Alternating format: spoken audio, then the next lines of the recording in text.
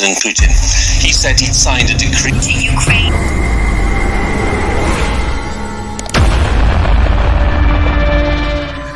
दोस्तों नमस्कार, मैं हूं विशाल सेंगर और आज हम जानेंगे रशिया और यूक्रेन के उस विवाद के बारे में जिसकी चर्चा आज पूरी दुनिया में हो रही है।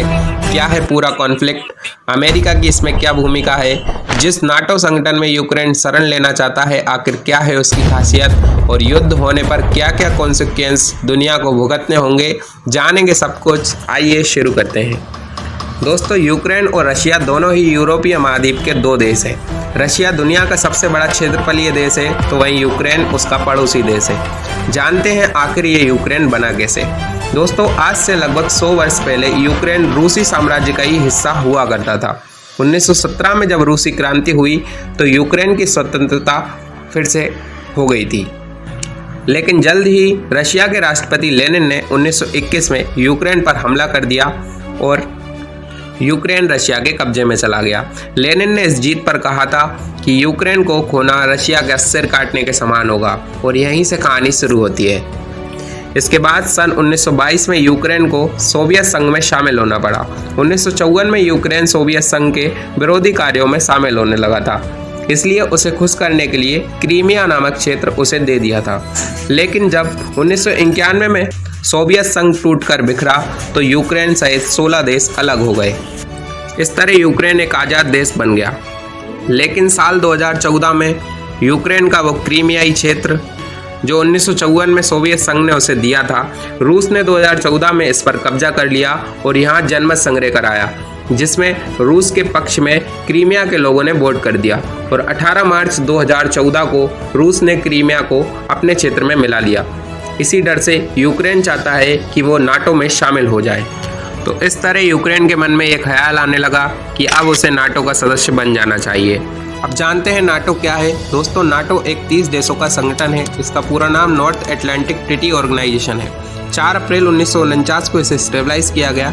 ये संगठन सेकेंड वर्ल्ड वॉर के बाद रशिया और अमेरिका के कोल्ड वॉर के समय बनाया गया था। इसे बनाने में अमेरिका की भूमिका अहम थी। इस संगठन की खासियत यह है कि एक बार इस संगठन के सदस्य बन जाने पर उस देश पर जो भी हमला करेगा तो ये सारे नाटो मेंबर उसकी मदद करेंगे। मतलब साफ है कि एक देश से 30 देशों का युद्ध होगा। यही कारण है कि यूक्रेन नाटो की मेंबरशिप लेना चाहता है। अब जानते हैं यूक्रेन के नाटो में शामिल होने से रशिया को क्या क्या नुकसान होते हैं। दोस्तों, रशिया के कुछ पड़ोसी देश जैसे लाटविया, एस्टोनिया पहले से ही नाटो में शामिल है। ऐसे में यूक्रेन भी शामिल होता है तो रशिया चारों ओर से घिर जाएगा। अब यूक्रेन पश्चिमी देशों से रिश्ते बेहतर बनाना चाहता है, रशिया इसके अगेंस्ट है। रूस चाहता है कि नाटो यूरोप में अपने विस्तार पर रोक लगाए। रशिया के प्रेसिडेंट व्लादिमीर पुतिन बार बार नाटो को भी ये मैसेज दे रहे हैं कि यूक्रेन की ज़मीन नाटो के लिए यूजेबल नहीं हो सकती। मगर इन सब के पीछे अमेरिका का हाथ है, ये भी रशिया लगातार कहता आ रहा है। अब सवाल ये है कि यूक्रेन को नाटो में शामिल कराएगा कौन। दोस्तों, इस पूरी फसाद की जड़ है अमेरिका। दोस्तों, अमेरिका के जो बाइडेन सिर्फ अपनी छवि अच्छी बनाने के लिए यूक्रेन को नाटो में मेंबरशिप दिलाने पर अड़े हैं, क्योंकि अफगानिस्तान में तालिबान के कब्जे और ईरान व उत्तर कोरिया में मिसाइल परीक्षण पर कोई कंट्रोल नहीं होने से अमेरिका की सुपर पावर की छवि खराब हुई है। दोस्तों, यूक्रेन जब आज़ाद हुआ था तो उसके बाद 1993 में सबसे पहला दूतावास उसने भारत में ही खोला था। तब से इंडिया के यूक्रेन से रिलेशन भी अच्छे हैं। वहीं दूसरी ओर रशिया से इंडिया आज भी 55% हथियार खरीदता है। ऐसे में इंडिया हमेशा की तरह तटस्थ रहेगा, क्योंकि इंडिया चीन टेंशन पर भी रशिया तटस्थ ही रहता है। लेकिन इंडिया के लिए ये चिंता की बात है, क्योंकि इस समय यूक्रेन में इंडिया के 20,000 सिटिजन्स फंसे हुए हैं। अब जानते हैं अगर वॉर स्टार्ट हुआ तो इसका वर्ल्ड पर क्या असर होगा। क्यों बार बार कहा जा रहा है कि युद्ध को रोका जाए, वरना दुनिया में महंगाई, शेयर मार्केट सब कुछ नेगेटिव ग्रोथ करेंगे। आइए इस पर नज़र डालते हैं।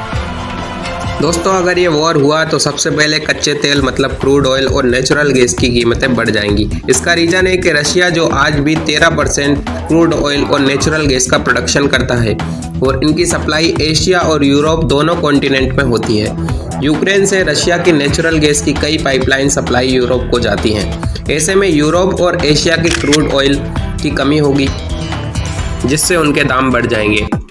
दूसरा नुकसान जो दुनिया को होगा वो होगा इकोनॉमिक क्राइसिस। रूस यूक्रेन वॉर से natural gas and petroleum supply रुकेगी तो हर कंट्री की इंडस्ट्रीज और प्रोडक्शन डिस्टर्ब होगा। पहले ही दुनिया कोरोना में इकोनॉमिक क्राइसिस झेल चुकी है। तीसरा नुकसान जो हो सकता है कि पूरा वर्ल्ड दो खेमों में बंट जाएगा, हो सकता है वर्ल्ड वॉर की स्थिति बन जाए। चौथा नुकसान वर्ल्ड में भुखमरी पड़ेगी क्योंकि यूक्रेन, रशिया, कजाकिस्तान, रोमानिया जैसे देश बड़ी क्वांटिटी में गेहूं को एक्सपोर्ट करते हैं। युद्ध होने पर एक्सपोर्ट रुक जाएगा। दोस्तों, इतने रीजन से तो ये युद्ध को टाला जाना ज़्यादा अच्छा है। बड़े बड़े देश इसके लिए ट्राई कर रहे हैं। आपकी इस पर क्या ओपिनियन है, लिखकर ज़रूर बताएं। धन्यवाद।